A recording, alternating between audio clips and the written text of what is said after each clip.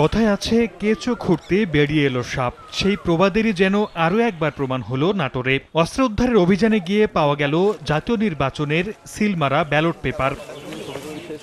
শুক্রবার নাটোর সদর হাসপাতালের সামনে কান্দুভিটুয়া এলাকার তালাবঘাট পুকুর থেকে 4টি শটগান, একটি দোনালা বন্দুক ও একটি ইয়ারগান উদ্ধার করা হয়। এই ঘটনায় শনিবার সকালে আশপাশের এলাকায় তল্লাশি চালান এনএসআই ও সেনাবাহিনীর সদস্যরা। এ সময় জেলা প্রশাসকের পুরনো বাংলোর বাঁশবাগানে একটি গর্ত দেখতে পান তারা। পরে সেখান থেকে দ্বাদশ জাতীয় সংসদ নির্বাচনে নাটোর 1 আসনের ব্যাপক পরিমাণ সিলমারা ব্যালট পেপার উদ্ধার করা হয়। নাটোর 1 আসনের সবগুলো ব্যালট এবং নৌকা সিলমারা সহ আরো যে সিলমারা সে ব্যালটগুলো কিন্তু দেখা গেল। লালপুর বাগাতিপাড়া আসনের সাবেক এমপি অভিযোগ করেছিলেন যে তাকে নির্বাচনে হারানোর জন্য এই কারচুপি করা হয়েছে টাকার বিনিময়ে।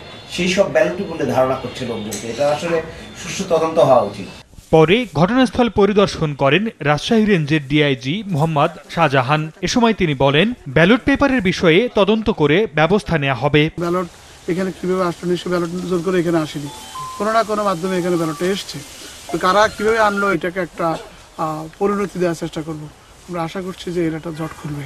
1984 সালে ঝাউতলায় জেলা প্রশাসকের নতুন বাংলো তৈরির পর থেকে কান্দিভিটুয়ায় পুরাতন ডাক বাংলোটি আর ব্যবহার করা হয় না। সময় সংবাদ, নাটোর।